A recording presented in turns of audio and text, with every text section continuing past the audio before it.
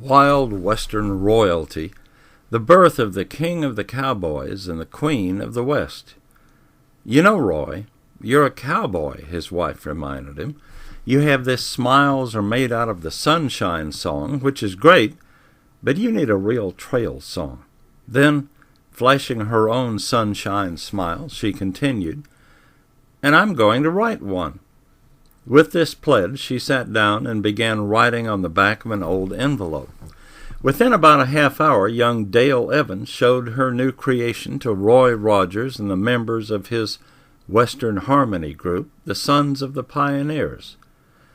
As they read the lyrics scrawled on the wrinkled envelope, the slightly amused looks on their faces transformed into approving smiles and nods. They already knew Dale was a good singer and actress. Now they learned she was also a crack songwriter. Her famous husband usually signed his autographs with "Many Happy Trails, Roy Rogers and Trigger." Happy Trails, Dale decided, would make the ideal title for this new theme song. Roy and the others not only liked the lyric, they loved the simple but poignant melody Dale had composed. In fact, they decided to sing it during a radio variety show where they were appearing that very evening. With less than an hour before airtime, Dale taught them the tune, and Roy and the others added their signature Western harmony vocals. That evening, in 1950, as they gathered around the microphone and sang the words from the envelope, they treated the radio audience to the first public performance of Happy Trails. Nowadays, the playing of that timeless song, much like the mentioning of Roy and Dale's names, brings nostalgic smiles to millions of fans as the king of the cowboy and the queen of the West. Many younger people likely snicker at their hyper-wholesomeness when they watch them on classic television reruns. Roy and Dale, though, were the perfect combination for the 1940s and the 50s Western film era. Movie after movie, they rode the dusty trails into the hearts of wide-eyed, popcorn-munching cowboy music lovers. Later, they would do the same for millions of their avid television fans.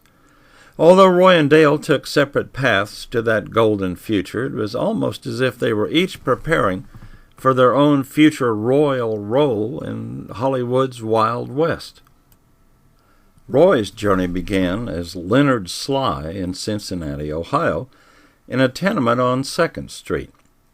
His interest in music was set in motion by his father, Andy Sly. He was an amateur musician who played guitar and mandolin when he wasn't working at the local shoe factory.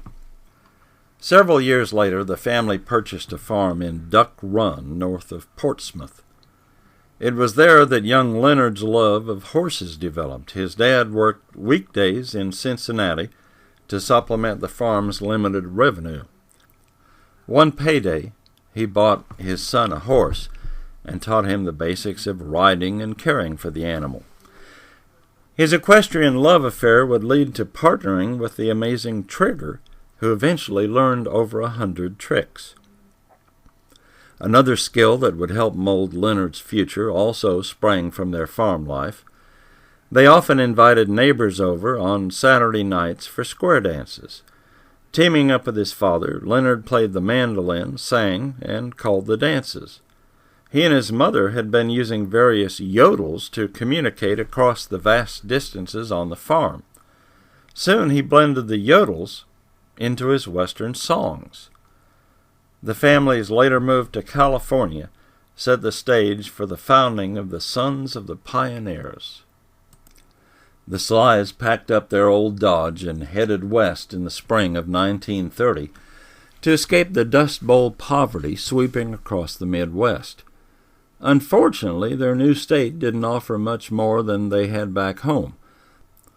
Leonard and his father drove gravel trucks for a brief time, but the Depression-era economy soon devastated the construction business.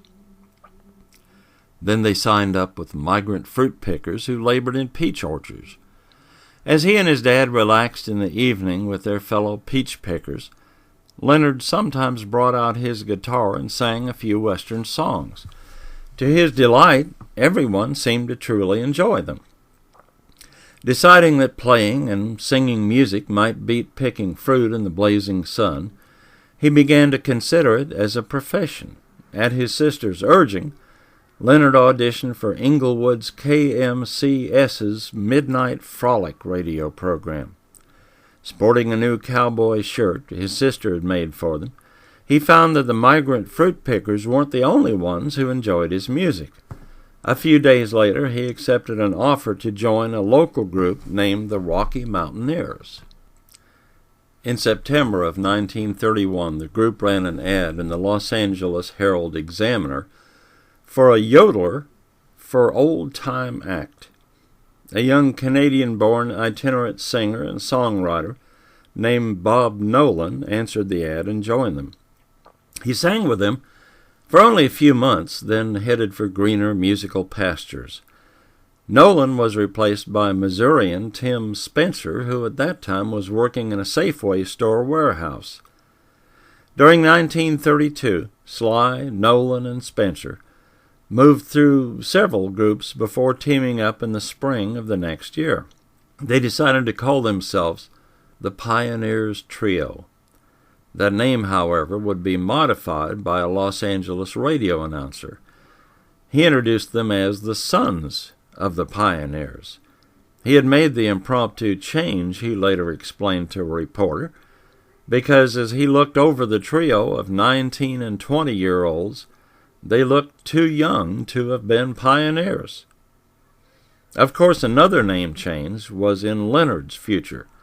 Since he was a good-looking fellow with a pleasing voice, he was a natural choice for the newest mid-30s cinematic fad, the Western movies singing cowboy.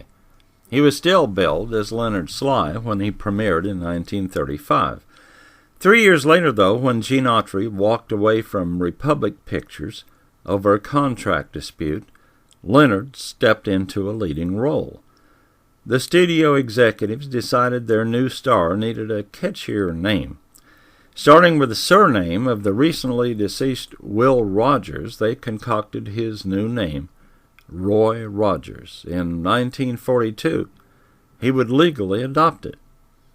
Hollywood's first uniting of Roy and Dale came in the 1944 film, The Cowboy and the Senorita.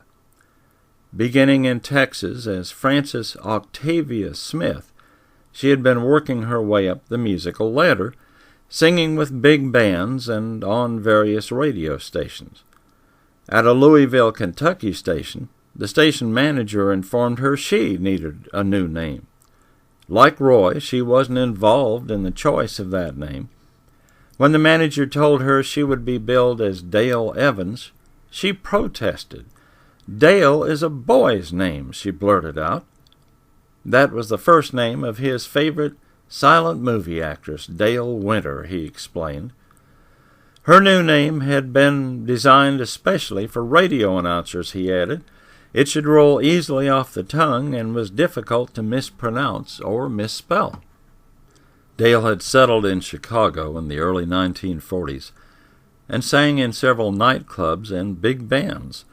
Talent scouts for Paramount Studios discovered her and arranged a Hollywood screen test for their upcoming movie Holiday Inn with Fred Astaire and Bing Crosby. Although she didn't land the role with a screen test, the Paramount people shared it with 20th Century Fox. There she signed a 1-year contract which resulted in several movies, including one with John Wayne. The next link in the chain that would soon power her inimitable future would be Republic Studios. They had been following Dale's movie career and decided to cast her with their popular cowboy star, Roy Rogers, in the 1944 production of The Cowboy and the Senorita. There, on the dusty lot of another run-of-the-mill B-Western movie, their happy trail began.